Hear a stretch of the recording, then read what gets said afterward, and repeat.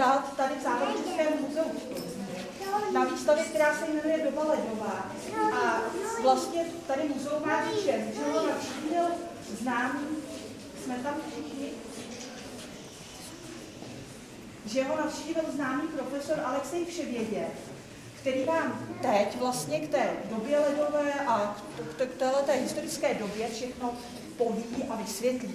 Takže já bych vás prosila, kdybyste mu chvilku věnovali pozornost, můžete se kolem sebe rozlížet, ale prosím vás, teďko zatím v tuhletu chvilku nikam nechoďte, ano? Zůstaneme tady. Tak, já přidávám slovo panu profesorovi. Dobrý den.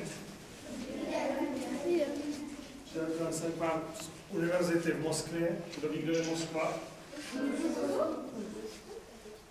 Tam zkoumáme veškerá pravěká zvířata a veškerý pravěký život. Kdo ví, co je toto za zvíře? Skvělé. Se učíte o mamutech v Čechách? A kdo ví, proč mamut má takovouhle srst? A kdo ví, proč má mamut takhle silné nohy?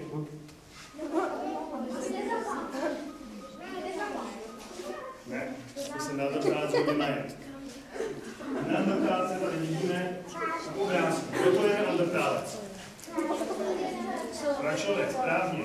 Pračlověk dávno vyhynulý. Pračlověk dávno vyhynulý.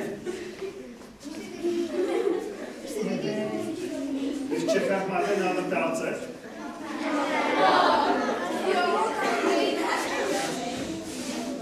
Co je toto?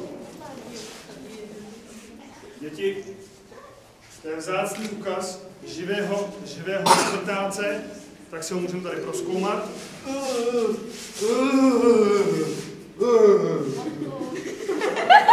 Jak vidíte, neandrtálec mluví s nespecifikovanou řečí. Máte tady někdo svačinu, prosím vás? Učíte mi někdo svačinu? Já myslím, že bychom mohli nalákat na svačinu. Pomožte to chytnout, prosím vás. Nalákejte mi se.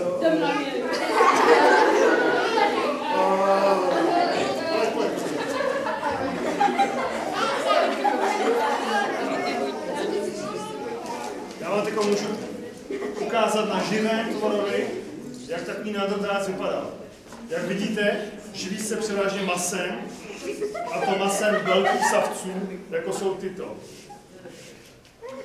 Jestli pak víte, kde byly poprvé... No, můžeš si dobnout, tady to holčičku si můžeš dobnout. Jestli pak víte, kde byl objeven neandrtálec poprvé?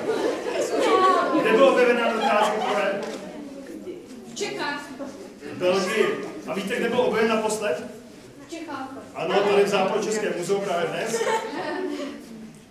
Jak vidíte, neandrtálec nemá prakticky žádnou bradu. Například na rozdíl ode mě. Neandrtálec má velké nadbočnicové oblouky a plochou lebku, protože samozřejmě není tak inteligentní jako my na univerzitě v Moskvě.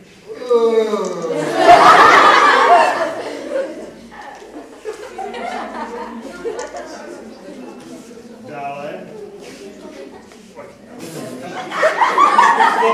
podsadíte nohy, aby se lépe pohyboval ve sněhu, nízké čelo, výrazné loučky a velice dobrý čich.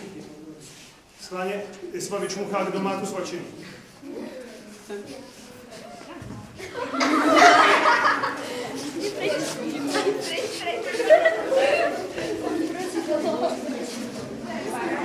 Jestli pak víte, děti, kdy v Belgii byl tento neandrtálec objeven?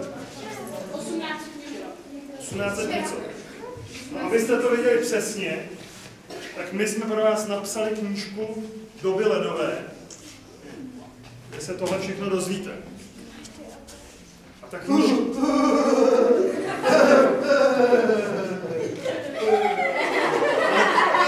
Přece jenom trochu inteligentní už je. A jelikož ta knížka je úplně nová, tak tak my ji tady pokřtíme. Budete svědky křtu této publikace. Ano. A poprosím doktora Pšeničku, který tuhle výstavu celou vymyslel, vyšel k nám. Poprosím ho, aby knížku pokřtil. Doufám, že nadrtác nám s ní neuteče, když tak ho zachytejte tam. A já ještě bych představila pana redaktora, to byl redaktor té knížky, kterou tu knížku vlastně čítám.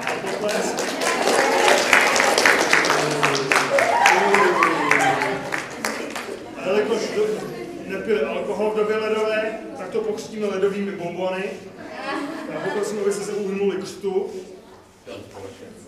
Dej sem knížku. Dej sem knížku. V době ledové bylo zcela běžné násilí. To má vysypte. To chce potlesk.